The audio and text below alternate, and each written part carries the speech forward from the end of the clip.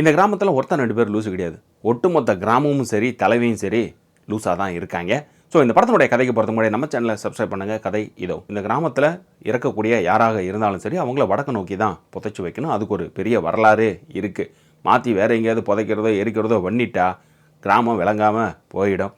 கிராமத்தினுடைய தலைவர் இறக்க அவருடைய மகள் தலைவியாக பொறுப்பேற்க இந்த கிராமத்தில் வழி வழியாக நாங்கள் தான் ஆண்ட பரம்பரை அப்படிங்கிற மாதிரி ஒரு 2 கூட்டம் இருக்கும். அவனுக்கு 10 பேர் இவனுக்கு 10 பேர் அப்படின்னு அவனுக்கு முன்னாடி எப்பயுமே அலைஞ்சிட்டு இருக்கும். தலைவி எப்பயுமே தலைவலியோட சுற்றிட்டு இருக்கக்கூடிய ஒரு கேரக்டர் கீர்த்தி சுரேஷ். இந்த கேரக்டர் எப்படி கிராமத்தை வழி நடத்த போகுது அப்படிங்கிறதான் மெயின் ஃபோக்கஸே. அந்த ஊரில் இருக்கக்கூடிய வெட்டியானான சின்னா அவனுடைய அம்மா நான் இறந்தா என்னை இங்கே தான் புதைக்கணும், எனக்கு மேலே ஒரு பெரிய மரத்தை ஒன்று வளர்த்தணும் நீ அப்படிங்க. இப்போ இருக்கிற 4 இடத்துல அம்மாவுக்கு ஒன்று ஒழிச்சு வைக்கணும். அதே போல் இந்த கிராமத்துக்கு இன்னும் இறக்குறவங்களுக்கு இடமும் தேடணும். பக்கத்து ஒரு கிராமம் அந்த ஒரு கிராமம் அப்படின்ட்டு எங்கே போனாலும் உங்களுக்கு நாங்கள் தரமாட்டோம் அப்படின்னு சொல்கிறாங்க. இன்னொன்று முயற்சி பண்ணால் எங்களுக்கு இவ்வளோ அமௌண்ட் வேணும்னு கேட்குறாங்க.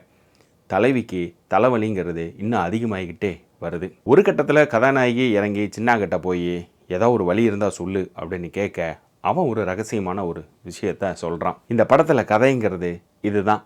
இறந்தவனுக்கு இடம் எங்கே அப்படிங்கிறது தான் மெயின். தலைவி எப்படி ஊர் மக்களுக்கு சுடுகாடை ரெடி பண்ணி கொடுத்தாங்களா, சின்னாவுடைய அம்மாவுக்கு இடம் கிடைச்சதா அப்படின்ட்டு சின்ன சின்ன ட்விஸ்ட்டுகளோட இந்த படம் நகரும். ஒரு அளவுக்கு நகைச்சுவையாக இருக்கக்கூடிய படம் தான் இது. தமிழ் டப்பிங்கோட இருக்குது. இந்த படத்தில் மெயின் கேரக்டர் அப்படிங்கிறது கீர்த்தி சுரேஷ், அதுக்கு அடுத்தது சின்னா, அப்புறம் இருக்கக்கூடிய அந்த தெலுங்கு ஆர்டிஸ்ட்டுங்க.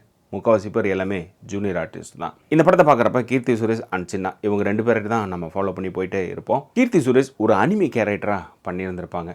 ஏன்னு கேட்குறீங்களா?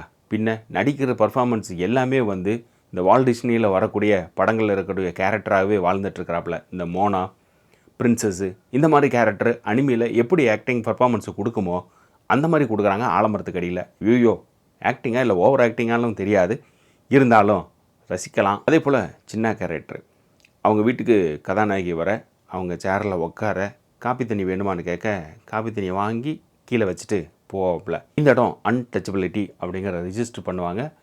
அதே போல் இதை பிரேக் பண்ணுற மாதிரி எண்டில் அவங்க கையை பிடிச்சி அவங்க வீட்டிலேயே சேரில் உட்கார வைக்கிற நிகழ்வும் நடக்குது இதில். இந்த படத்தில் இன்னொன்று மெயினாக கவனிக்க வேண்டியது ப்ரொடக்ஷன் டிசைனிங். கதாநாயகி மட்டுமே மெயின் கேரக்டரில் வச்சுட்டு அடுத்து ஒரு 10 கேரக்டர் செகண்ட் லீடு, அடுத்து ஒரு 5 கேரக்டர்ஸு தேர்ட் லீடு, அடுத்து இருக்கிறவங்க எல்லாம் ஜூனியர் ஆர்டிஸ்ட்டை வச்சுட்டு இது மட்டும் போதும் அப்படின்னு முடிவு பண்ணிக்கிட்டு ஒரு 5 செட்டை மட்டும் போட்டுட்டு ஜியோகிராஃபிக்கில் எங்கேயுமே காட்டாமல் இருக்கிறதுக்கு ஓப்பனிங்கில் ஒரு லீடு ஒன்று கொடுத்துருது.